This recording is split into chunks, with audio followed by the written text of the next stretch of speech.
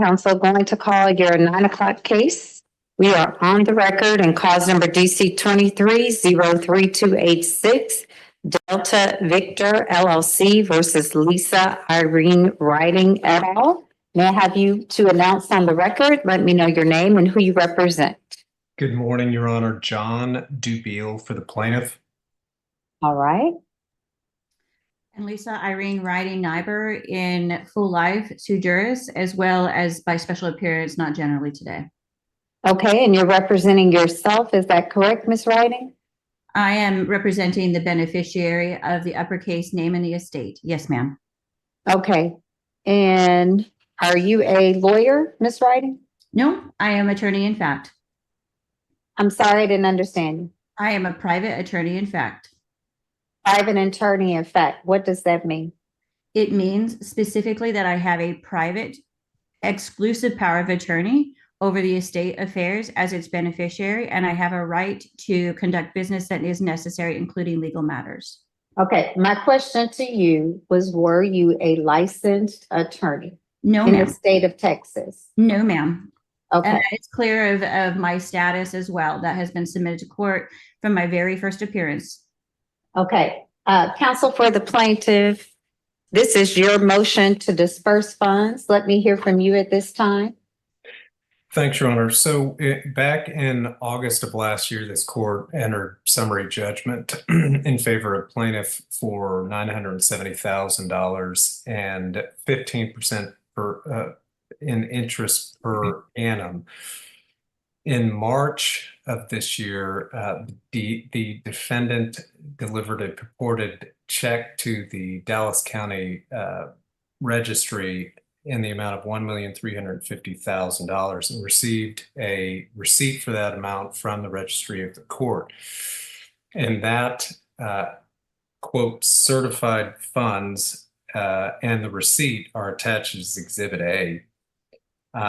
In April of this year, the Dallas County Court and Bank of America North America Treasury Servicing and Operations exchanged a series of emails regarding the validity of that check, and the latter showed that those funds were fraudulent and recommended reissuance or wire transfer. In July of this year, the defendant sent another purported payment in the amount of $1,350,000 to the registry of the court. That purported payment is also attached as Exhibit A. In August of this year, David Bradley, who is the accounting and collection supervisor of Dallas County District Clerk, wrote an email to the plaintiff stating that the only valid payment he has received in conjunction with this case are the filing fees that I paid in March of last year. So it's my understanding that the plaintiff, a representative, spoke with Mr. Bradley yesterday, who again confirmed that there are no funds currently with the registry of the court. Now, although this motion is entitled Motion to Disperse Funds, it's clear there are no funds to disperse. I've also cited authority that the court has great latitude in dealing with these funds and has the equitable power to make such orders as it deems necessary to protect them. So to that end, I uploaded an additional order yesterday for the court's review, which would require the defendant to make payment in the form of cash check, money order, or wire transfer. However, I'd like to strike through check, given that two fraudulent instruments have been submitted to the court already. And so I would ask the court to sign the order in the form uploaded, but strike through check.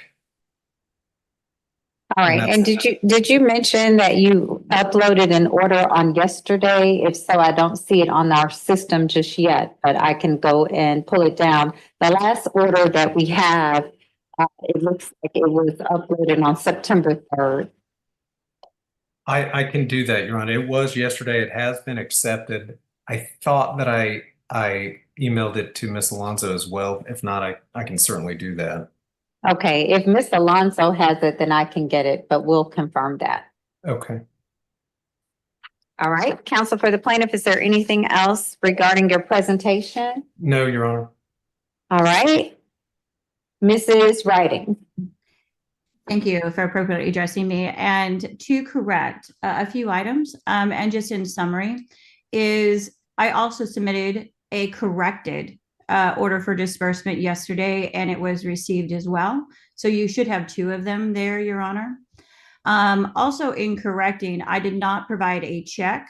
I also provided what is called a negotiable instrument. That negotiable instrument was against a bond and is legal tender, and it was received, and there is an official receipt on file for that. That was filed on 3/15, and on 3/29, the trustee and clerk of the court, Felicia, moved it directly to the plaintiff. On 4/8, you signed a order that the case was closed. As part of that process, it clearly states specifically on the receipt that it has to be held for 30 days because it could be appealed, as you know. It was only after continued trespassing was occurring by a bar member that I submitted a second payment. And I appreciate the trustee's office because they returned the second payment with a note that said tender payment had already been made. I appreciate them staying in honor. Since then, I have also filed an IRS corrected 1099-A form, primarily because the TT&L operator and the money logs, 120 logs, actually showed that the case had already been prepaid. In addition, I have done some research and requested through the Treasury directly the bond number on this case and docket.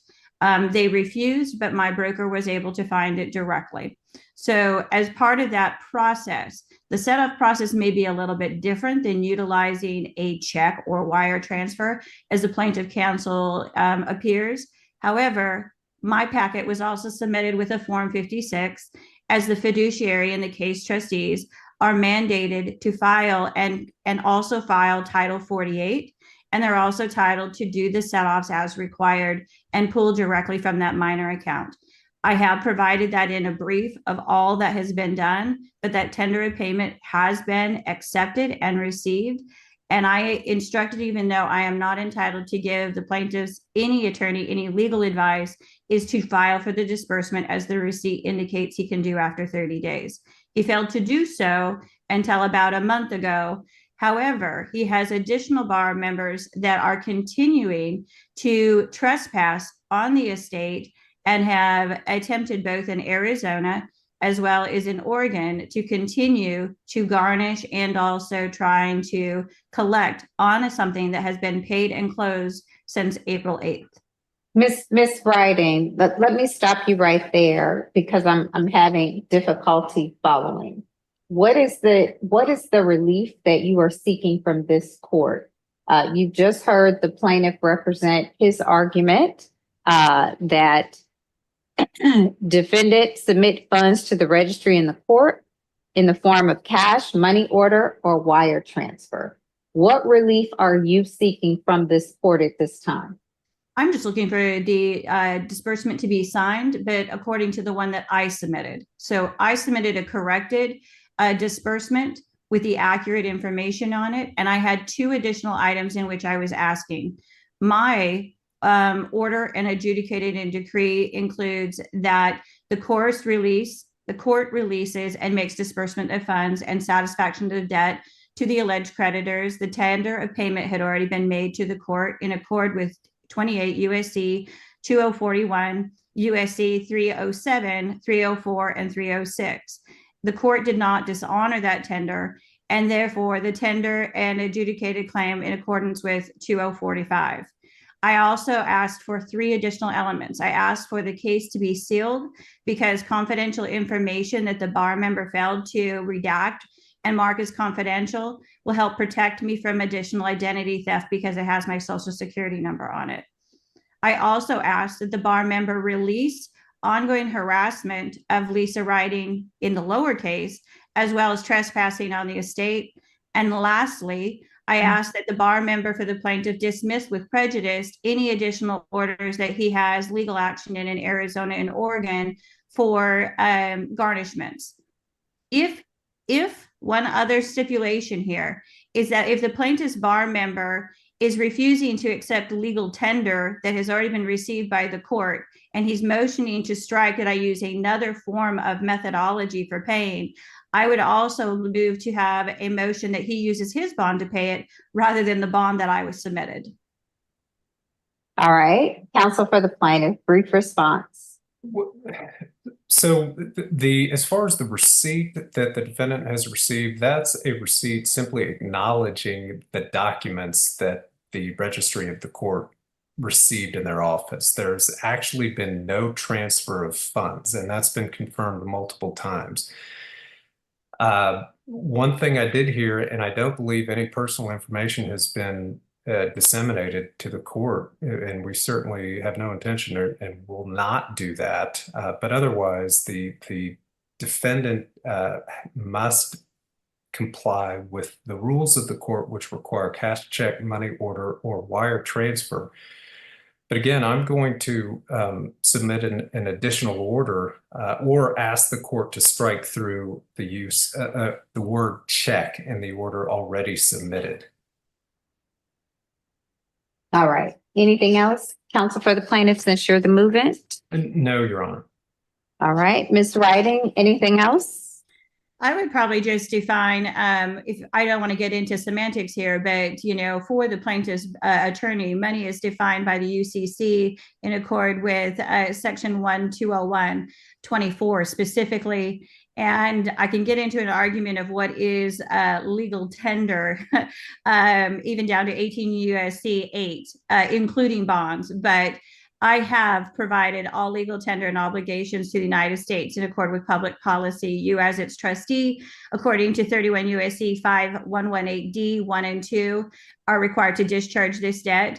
And legal tender was made at the time of payment, which was on 3/15 and closed officially on 4/8. All right, I will review the 2 proposed orders that have been submitted to the court. I will sign an order today as it relates to the plaintiff's motion to disperse funds that will be uploaded on our system for you to view. Are there any other questions for the court? No, Your Honor, other than should I submit a new order or no? Striking through check, word check.